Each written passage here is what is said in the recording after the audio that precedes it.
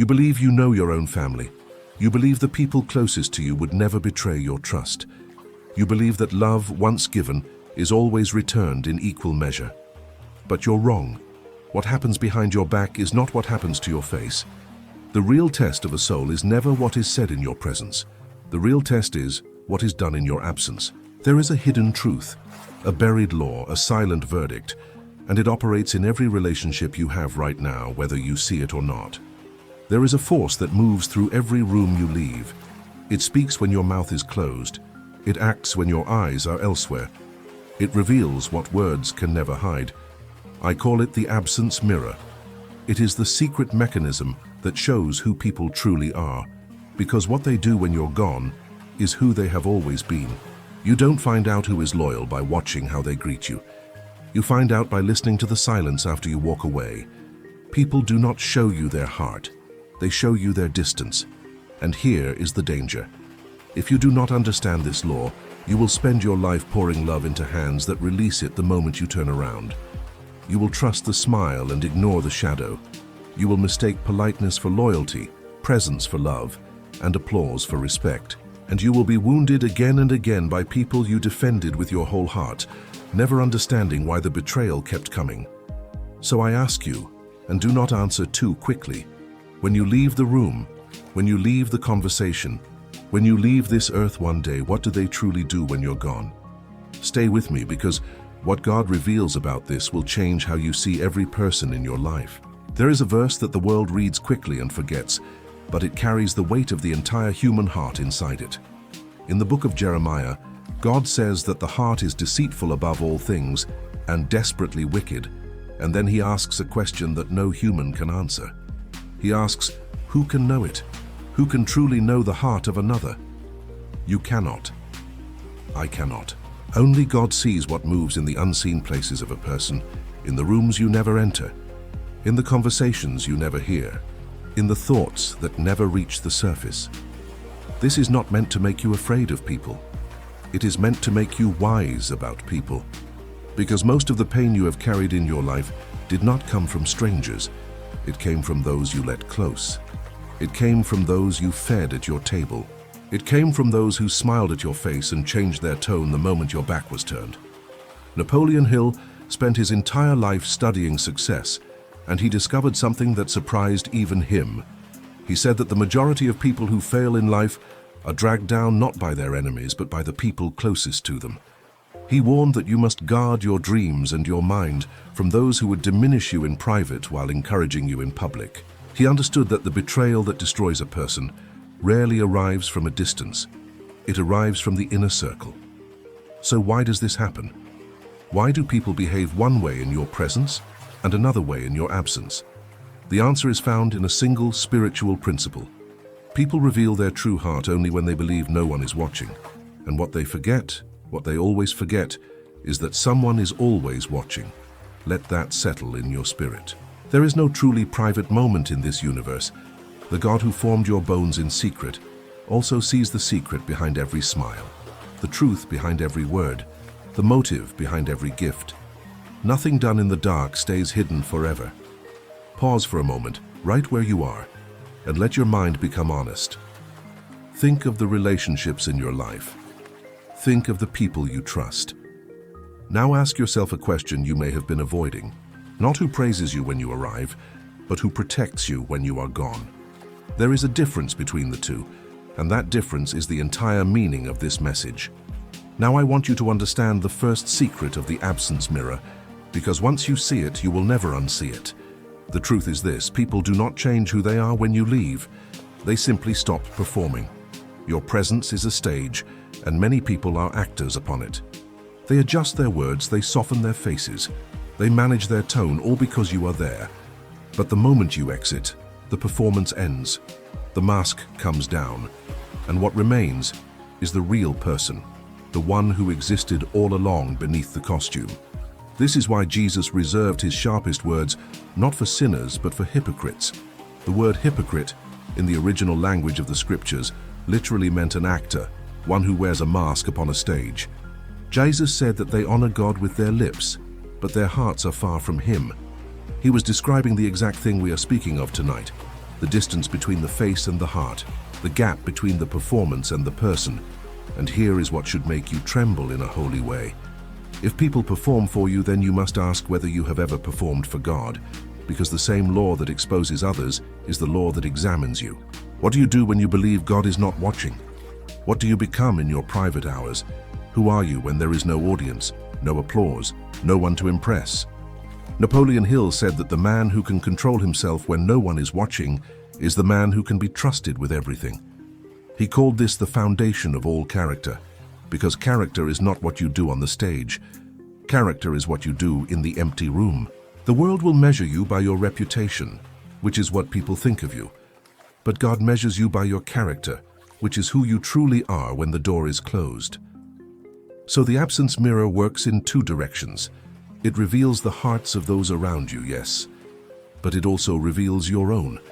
And the more honest you become about your own private heart, the more grace you will find for the imperfect hearts of others. Because we are all, every one of us, in need of mercy in the rooms where no one looks. I want you to take a slow breath now. Let your shoulders drop. And consider this truth without rushing past it. You have been hurt by what people did in your absence. But God was present in every one of those moments. He saw the words spoken against you. He saw the loyalty that quietly failed. He saw it all, and he did not look away. You were never truly alone in your betrayal, because the one who loves you most was a witness to all of it. If this is already speaking to something deep inside you, if you are feeling the truth of these words press against your heart, then do something right now before you go any further. Write in the comments these words: God sees what others hide. Write it, because the act of declaring a truth makes it take root in your spirit. And when you write it, you are telling your own subconscious mind, and you are telling heaven that you are ready to see clearly, ready to walk in wisdom, ready to stop being deceived by appearances. Now we go deeper, because there is a second secret hidden inside this revelation, and it is the secret that will set you free from years of confusion. You have spent your life trying to figure out why certain people treated you the way they did. You replayed conversations in your mind. You searched for what you did wrong. You wondered if you were too much or not enough, too giving or too guarded. But here is the truth that will release you tonight. What people do in your absence has almost nothing to do with you, and almost everything to do with them. The person who gossips about you the moment you leave was always a person who gossips. The friend who diminishes you behind your back was always a person who diminishes. The relative who celebrates your downfall in private was always carrying that smallness inside them. You did not create their behavior, you merely discovered it. The scriptures teach this with perfect clarity. Jesus said that out of the abundance of the heart, the mouth speaks. What overflows from a person was already filling them on the inside. A bitter heart will eventually speak bitterness. A jealous heart will eventually reveal jealousy. A loyal heart will eventually prove its loyalty. You do not control what is inside another person. You only get to witness it as it spills out, often in the moments when they think you cannot see. This is why you must stop blaming yourself for the betrayals you have suffered. You were not the cause. You were simply present when a hidden heart finally showed itself. And rather than wound you, this revelation should be a gift, because now you can see people as they truly are and arrange your life accordingly. Napoleon Hill called this the principle of accurate thinking. He taught that the successful person learns to separate fact from feeling and to see people not as they wish them to be, but as they truly are. He warned that the greatest weakness of the human mind is the tendency to believe what we want to believe about the people we love. We excuse the warning signs. We explain away the cold behavior. We tell ourselves stories to protect our hope. And in doing so, we hand our trust to those who have already shown us in 100 small ways that they cannot be trusted with it. Accurate thinking means you watch the absence, not just the presence. It means you notice who shows up when there is nothing to gain. It means you pay attention to the tone behind the words, the action behind the promise, the consistency behind the charm. Because anyone can be loyal when you are watching. Loyalty is only real when it operates in the dark. Let me give your spirit a moment to breathe here, because this is heavy and it should be carried gently. You may be realizing even now that some of the people you have trusted most were never as loyal as you believed. That recognition hurts. It is supposed to hurt. But there is freedom on the other side of that pain, because once you see clearly, you stop bleeding for people who were never holding your wounds with care. The psalmist understood this kind of pain. He wrote that it was not an enemy who wounded him, for an enemy he could have endured. It was a companion, a friend, one with whom he had walked in fellowship. The deepest wounds always come from the closest people, because we never armor ourselves against those we love. And God placed those words in the scriptures precisely so that you would know you are not alone in this ache. The most faithful people who ever lived were betrayed by those nearest to them. Even Jesus was betrayed with a kiss by one who sat at his own table. So if you have been betrayed by someone you fed, someone you defended, someone you loved, you are in holy company. You are walking the same road that the most blessed souls have walked, and the same God who carried them through it is more than able to carry you. Now breathe in deeply, and as you exhale, release the names, release the faces, release the conversations you were never meant to hear. You do not need to carry the weight of what others did in secret. That is a weight that belongs to God, and He is strong enough to hold it. Your only task is to learn the lesson, gain the wisdom, and walk forward lighter than you came. There is a third secret now, and it is perhaps the most important of all, because it answers the question that has been forming in your heart this entire time. If people reveal themselves in your absence, then how should you live? How should you treat people, knowing that some of them are not who they pretend to be? The answer is not to become cold. The answer is not to build walls so high that no one can ever reach you. The answer is to become wise and to let God be the one who handles what you cannot see. Here is the principle. You are responsible for how you treat people. You are not responsible for how they treat you in your absence. Your character is your assignment. Their character is between them and God. The moment you understand this, a tremendous burden falls from your shoulders because you no longer have to police the loyalty of others. You simply have to remain faithful yourself and trust that God sees and settles all accounts. The scriptures promise this directly. The word of God declares that whatever a person sows, that they will also reap. This is not a threat. It is a law as certain as gravity. The one who sows betrayal in secret will reap a harvest of broken trust. The one who sows loyalty in the dark will reap a harvest of blessing. You do not have to chase justice. You do not have to expose every false friend. The seed always becomes the harvest, and the harvest always comes in its season. This means you can release the need for revenge. You can release the need to prove what they did. You can release the exhausting work of trying to make everyone see the truth. God is the perfect witness and the perfect judge. He saw what happened in the room you left. He recorded it. And in His time, in His way, every seed will bear its fruit. Napoleon Hill taught a principle he called going the extra mile, and it connects perfectly to this spiritual law. He said that you should always give more and better service than you are paid for, not because others deserve it, but because the law of compensation guarantees that what you give returns to you multiplied. He observed that the people who quietly do good when no one is watching, who give more than required, who serve without applause, are the people who eventually rise to heights that the calculating and the selfish never reach. Do you see the harmony between the ancient wisdom and the modern study? The scriptures say you reap what you sow. Hill said you receive what you give. Both are describing the same invisible mechanism that governs every life. What you do in secret, good or bad, becomes the seed of your future.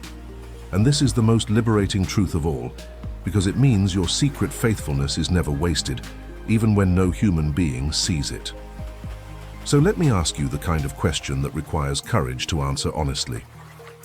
When you are in the rooms that others have left, what do you do? When someone walks away, how do you speak of them? When you could diminish a person without consequence, do you protect them instead? Because the same absence mirror that revealed others will one day reveal you, and the soul that wishes to be blessed must first become trustworthy in the dark. Pause here. Let this become a quiet examination, not a harsh one. We have all spoken words in absence we would not speak in presence. We have all failed someone behind their back. This is not a moment for shame. It is a moment for repentance, which simply means turning toward the light. You can become, starting tonight, a person whose absence and presence are the same. a person of integrity, which means a person who is whole, undivided, the same in every room. If this message is reaching the deepest part of you, if you feel God speaking to you through these words, then take a moment right now and like this video. That simple action tells the algorithm that this message matters, and it carries this truth to another soul who is sitting in confusion tonight, wondering why they keep getting betrayed, needing to hear exactly what you are hearing. Your single click could be the doorway to someone else's freedom. And while you are there, write a second comment, just one word, the word integrity, as a declaration that you are choosing to become whole, the same in the light and in the dark. Now I want to take you somewhere even deeper, into the heart of why God designed life this way at all. Why does He allow people to deceive us? Why does He let the betrayal happen in secret, where we cannot defend ourselves? Why does He not simply expose every false heart the moment it forms? The answer reveals the tender genius of God. He hides the truth of people's hearts for a season so that you will learn to depend on Him rather than on them. If you could see every motive perfectly, you would trust your own discernment and never need faith. But because the heart is hidden, because you cannot fully know who is loyal and who is not, you are driven again and again into the arms of the only one who knows everything. Your inability to see clearly becomes the very thing that keeps you close to God. The scriptures teach you to trust in the Lord with all your heart, and to lean not on your own understanding. This is not a suggestion to be careless. It is an invitation to rest. You do not have to figure out every person. You do not have to solve the mystery of every heart. You simply have to trust the one who already knows, and to follow His leading, even when your own understanding falls short. There is a deep peace available to you here, a peace that the anxious and the suspicious never find. When you stop trying to control how others treat you in your absence, when you release that impossible weight into the hands of God, your soul finally rests. You can love freely again, not because you have guaranteed that everyone will be loyal, but because you have entrusted the outcome to a faithful God. You can give without fear because your reward does not come from the receiver. Your reward comes from heaven, which never fails to repay. Napoleon Hill discovered, after decades of studying the most successful and the most fulfilled people in the world, that those who carried suspicion and bitterness in their hearts were never truly at peace, and never truly rich, no matter how much they accumulated. He found that the people who lived in faith, who believed in a benevolent intelligence guiding their lives, who refused to let the betrayals of others poison their inner world, were the ones who attracted the greatest abundance and the deepest joy. He concluded that faith was not weakness. Faith was the most practical power a human being could possess. So the choice before you tonight is not whether people will be loyal in your absence. That choice belongs to them. The choice before you is what kind of heart you will carry through this world. Will you let the betrayals harden you into someone suspicious, closed and cold? Or will you let them refine you into someone wise, free, and trusting in God? One path leads to a small and guarded life. The other path leads to abundance, peace, and the kind of love that cannot be stolen by anyone. Take a breath here, and let me guide you into a moment of release, because knowledge without practice changes nothing. I want you to close your eyes if you are in a place where you safely can, and I want you to picture the faces of the people who have hurt you in secret. Do not push them away, just see them. And now, with the full strength of your will, I want you to open your hands wherever they rest, and imagine releasing those faces, releasing those wounds, releasing the need to understand why. Whisper these words in your heart. I release what I cannot control. I trust God with what I cannot see. I am free. Feel the weight leave your shoulders. Feel your chest open. Feel the peace return, the peace that was always meant to be yours, the peace that no betrayal can ever take when it rests in the hands of God. Now we move toward the heart of your transformation, because there is a way to live that makes you almost untouchable by the secret schemes of others. It is not a wall, it is a foundation, and it is built on a single decision, the decision to become so rooted in who God says you are, that what others say in your absence loses its power to define you. Think about it. Why do the words spoken behind your back wound you so deeply? It is because some part of you wonders if they are true. If someone says you are not worthy, and a hidden part of you fears you are not worthy, the lie finds a place to land. But if you are anchored in the truth of your identity, if you know in the marrow of your bones that you are loved, chosen, and valuable in the eyes of God, then the words spoken in the dark find no soil in which to grow. They bounce off the rock of who you are. The scriptures declare that you are fearfully and wonderfully made. They declare that before you were formed in your mother's womb, God knew you. They declare that you are engraved on the palms of His hands, that your name is written in heaven, that nothing can separate you from His love. This is your true identity, and it was settled long before any person ever whispered against you. No conversation held in your absence can revise what God has already declared in eternity. Napoleon Hill taught that the most important relationship in your life is the relationship you have with your own mind. He said that you must build within yourself an unshakable belief in your own worth and your own purpose, a belief so strong that the opinions of others cannot move it. He called this self-mastery, and he considered it the starting point of all achievement. The person who knows who they are cannot be manipulated, cannot be diminished, cannot be defeated by the small words of small people. They have set the standard of their own value, and they refuse to let the crowd lower it. So this is the work, the daily work, the holy work. You must build your identity on what God says, not on what people do. You must read His words about who you are until they become more real to you than the betrayals you have suffered. You must repeat the truth until it sinks beneath the surface of your conscious mind and roots itself in your subconscious, so that even when you are wounded, even when you are abandoned, even when the room empties and the whispers begin, your soul rests on a foundation that cannot be shaken. Let me give you the affirmations to plant tonight, and I want you to say them with me, not as empty words, but as declarations of war against every lie ever spoken about you in secret. Say in your heart, I am loved by God, and no one's opinion can change that. Say, my worth was settled by my Creator, not by the crowd. Say, I release those who failed me, and I bless those who remained. Say, I walk in wisdom, and I am no longer deceived by appearances. Say, God is my witness, my defender, and my reward. Feel those words become true inside you. This is not positive thinking. This is spiritual warfare. This is taking back the ground that betrayal stole from your soul. There is a nightly practice I want to give you now, a ritual that will reprogram the deepest part of your mind and seal you against the wounds of the day. Each night, before you sleep, in the final minutes when your conscious mind grows quiet and your subconscious opens like fertile soil, I want you to do 3 things. First, forgive. Speak the names of those who wronged you and release them, not because they deserve it, but because you refuse to carry them into your sleep. Second, affirm. Speak the truth of who you are in God, slowly with feeling until you believe it. Third, surrender. Hand the day to God, every conversation you could not hear, every face you could not read, and trust that He saw it all and is working it for your good. Do this every night and watch what happens. The bitterness will lose its grip. The anxiety will loosen. You will begin to sleep in peace, because you will no longer be trying to control the uncontrollable. You will have placed your trust in the only one who sees every room, every heart, every secret. And the one who never sleeps will be working on your behalf through the night, arranging what you could never arrange, defending what you could never defend.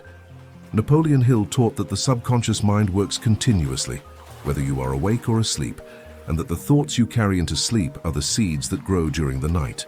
He urged people to take charge of their final waking moments, to feed the subconscious with faith rather than fear, with vision rather than worry. He understood, decades before modern science confirmed it, that the mind in the moments before sleep is the most receptive, the most powerful, the most creative. What you plant there grows in the dark, just as the secret deeds of others grow in the dark. The difference is that you get to choose your seed.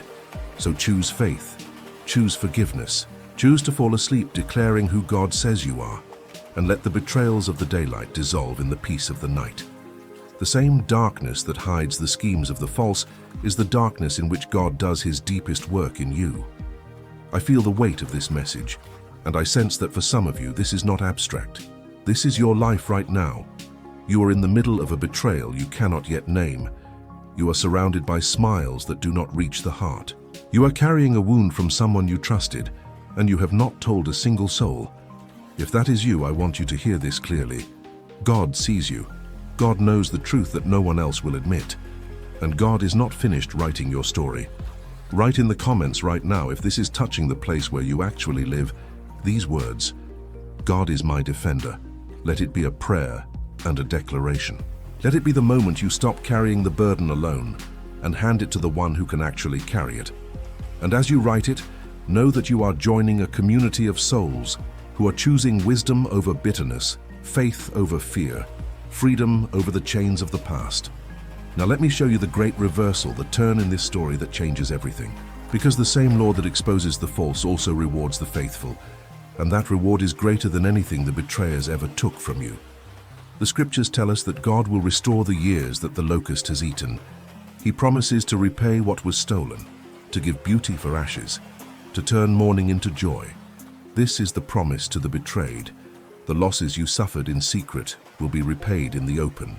The loyalty you gave to those who did not return it was not wasted, because God recorded every act of love, and He repays His debts in full. Think of Joseph, sold into slavery by his own brothers, the people who should have protected him. They betrayed him in the field where no one could see, then lied to their father with false tears. For years, Joseph suffered for a betrayal committed in secret. But God was the silent witness, and God was at work. And when the time came, the very brothers who betrayed him bowed before him, and Joseph spoke words that should be written on the heart of everyone who has ever been wronged. He told them that what they intended for evil, God intended for good. The betrayal did not destroy him, it positioned him. The secret wound became the doorway to his destiny. This is the pattern God works again and again. The betrayal that was meant to bury you becomes the seed that lifts you, if you will trust Him through it. The people who diminished you in private will one day witness what God does for you in public. Not because you sought revenge, but because you sowed faithfulness, and the harvest always comes. Napoleon Hill spoke of a principle he called the seed of equivalent benefit. He observed that within every adversity, every betrayal, every defeat, there is hidden a seed of an equal or greater advantage, but that this seed only grows for those who refuse to be bitter and choose instead to look for the opportunity inside the pain. He documented case after case of people whose greatest successes were born directly from their worst betrayals. The friend who stole from them forced them to build something better. The partner who abandoned them pushed them toward their true calling. The wound became the womb of something greater. So I tell you tonight, do not waste your betrayal. Do not let it make you bitter, suspicious, or small. Let it make you wise. Let it drive you closer to God. Let it position you for the restoration that is coming. The people who hurt you in secret have unknowingly become instruments in a story far larger than they understand. A story being written by a God who turns every wound into wisdom and every loss into a launching point. Breathe deeply now and let hope return to your spirit. The chapter where you were betrayed is not the final chapter. It is the setup for the reversal. And the God who saw what they did when you were gone is the same God who will be present when your restoration arrives. We are coming now to the place where this message becomes a decision, where the truth you have heard must become the life you live. Because you can understand every word of this and still walk away unchanged, or you can let it transform the way you move through the world from this night forward. Here is what I'm asking you to carry with you. Stop measuring people by their presence and start observing their absence. Stop pouring your deepest trust into those who have not earned it in the dark. Stop blaming yourself for the secret betrayals of others and start understanding that what they did revealed their heart, not your worth. Release the ones who failed you into the hands of God. Bless the ones who remained, and above all, become a person whose absence and presence are the same. A person of integrity, a person who can be trusted in the empty room. Because that is the person God blesses, the person God promotes, the person God defends. And remember the deepest truth of all. You are never truly alone. In every room you leave, in every conversation you cannot hear, in every betrayal committed in the dark, there is a witness. God is there. God sees. God remembers, and God repays. You do not have to be the detective of your own life, hunting for who is loyal and who is false. You can rest because the one who knows every heart is watching over yours. Let me leave you with the truth that started this journey, the truth I want you to carry into your sleep tonight, and into every relationship for the rest of your life. People do not show you their heart, they show you their distance. What they do when you are gone is who they have always been. But what God does when you are gone is greater still. Because while others reveal their hearts in your absence, God reveals His faithfulness, working in the unseen, defending the unseen, restoring the unseen, until the day your secret faithfulness becomes your open reward. You do not attract the loyalty you demand. You attract the loyalty you become. So become faithful in the dark and trust the God who never leaves the room. Now, as we close, I want you to do something that will seal this message into your spirit. If this word reached the deepest part of you tonight, if you felt God speaking directly to your situation, then subscribe to this channel right now, but not as an ordinary click. Make it a marker, a declaration that you are choosing wisdom over deception, faith over bitterness, and freedom over the wounds of your past. Every subscription here represents one more soul who has decided to see clearly, to love wisely, and to trust God with what they cannot see. And then in the comments, write your final declaration, these words: "What was done in secret, God will repay in the open." Write it as a prophecy over your own life. Share this message with someone who has been betrayed and does not yet understand why, because your sharing could be the very thing that sets them free tonight. Breathe in deeply one final time. Let peace fill the space where the pain used to live. You are seen, you are known, you are defended. And the same God who watches over every hidden room is watching over you, working in the silence, even now, even tonight, even in the places you cannot see. Rest in that. You are not alone, and you never were.